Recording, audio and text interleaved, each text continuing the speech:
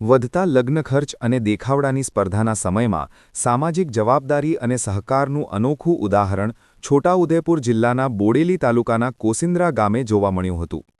અહીં સ્થિત ભારતસિંહ સોલંકી સેવા ઉદ્યાન એટલે કે રાજપૂત સમાજની વાડી ખાતે રાજપૂત સમાજનો 23મો સમૂહ લગ્ન મહોત્સવ ભવ્યતા અને ધાર્મિક ભાવનાથી યોજાયો, જેમાં 26 નવદંપતીઓએ વૈદિક વિધિ મુજબ નવા જીવનમાં પ્રવેશ કર્યો।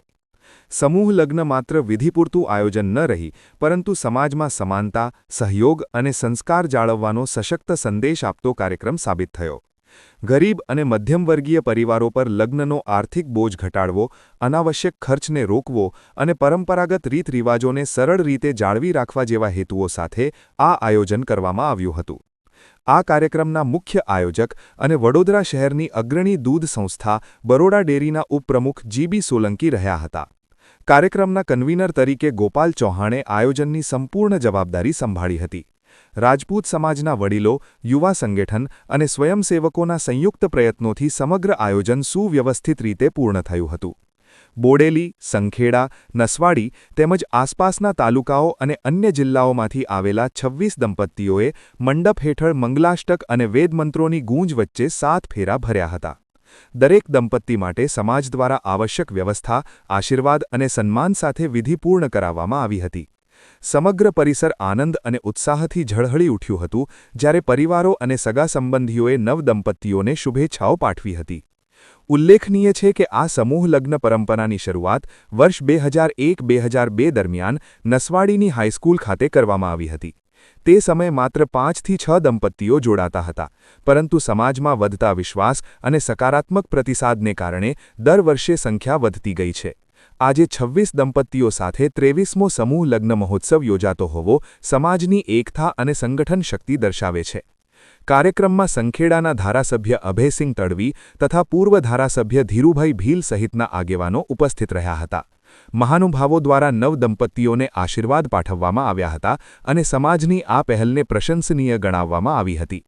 તેમણે સમાજમાં વ્યર્થ ખર્ચ ટાળીને સંસ્કારી અને સરળ લગ્ન કરવાની પરંપરાને પ્રોત્સાહન આપવાની વાત પણ કરી હતી। સમાજના આગેવાનોના જણાવ્યા મુજબ સમૂહ લગ્ન જેવી પરંપરા માત્ર આર્થિક સહાય પૂરતી નથી, પરંતુ સમાજને એકમેક સાથે જોડતી કડી છે।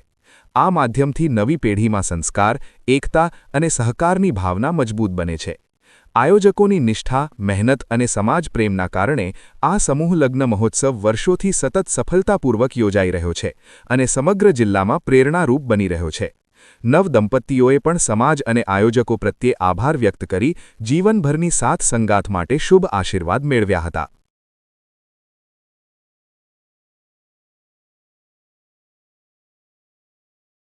મારું નામ રાજપૂત હર્ષા, હું તાલુકો બોડેલી કડાતલા ગામની રહેવાસી છું। આ 23મો સમૂહ લગ્ન છે, એમાં હું ભાગ લીધો છે। એમાં એકા સમાજના વડીલો, અગ્રણીઓ તથા યુવાનો, તેમનો હું ખૂબ ખૂબ આભાર માનું છું। જય માતાજી, મારું નામ મીના સોલંકી છે। આ 26મો સમૂહ લગ્ન આયોજિત થયો છે અને ખૂબ સરસ રીતે આયોજિત થયો છે। બધા જ પ્રભુતામાં પગલા પાડ્યા છે, ખૂબ સારું છે। મતલબ અમારા સમાજના આયોજકો દ્વારા આ સમાજનું આયોજન કરવામાં આવે છે, જે સમૂહ લગ્ન કરવામાં આવે છે ખૂબ સારી રીતે કરવામાં આવે છે અને ખૂબ સારું એવું અહીંયા આયોજન અને સુવિધાઓ બધું વ્યવસ્થિત છે, બધું સારી રીતે યોજાય છે। છોટાઉદેપુર જિલ્લા રાજપૂત સમાજ આ 23મો સમૂહ લગ્ન કોસિન્દ્રા પાસે બાપુ શ્રી ભારતસિંહજી સોલંકી સેવા ઉદ્યાનમાં ઉજવાઈ રહ્યો છે। આ 23મો સમૂહ લગ્ન છે અને આ સમૂહ લગ્નની શરૂઆત પણ આ સમાજના યુવાનોની એક મીટિંગ 25 વર્ષ પહેલા રાજવાસના મુકામે થયેલી, ત્યારે હું પણ 45 વર્ષ કે 46 વર્ષની ઉંમરનો હતો અને ત્યારે સમાજના યુવાનોએ ભેગા થઈ અને સંકલ્પ કરેલો કે આપણે સામાજિક એકતા કેળવીએ, સમાજમાં જે મોટા ખર્ચ છે એમાંથી સમાજને બચાવીએ અને એના માટે એકત્રિત થઈ અને કોઈ સારું કામ શરૂ કરીએ। એના ભાગરૂપે અમે લગભગ 24 વર્ષ પહેલા નસવાડી હાઈસ્કૂલ મુકામે સમૂહ લગ્નની શરૂઆત શરૂઆત કરેલી. એક પેઢી ઉપરાંતનો સમય વીતી ગયો છે, તેમ છતાં સામાજિક એકતા વર્ષો વર્ષ વધતી ગઈ, સામાજિક ઉન્નતિ પણ વધતી ગઈ અને યુવાનોના પ્રયત્નોથી સમાજમાં ચાલતા મોટા ખર્ચાઓ માટેની જે સમજ છે એ સમાજમાં ઊભી થઈ અને એના ભાગરૂપે ઉત્તરોત્તર સમૂહ લગ્નમાં ભાગ લેનાર જોડાઓની સંખ્યા વધતી ગઈ.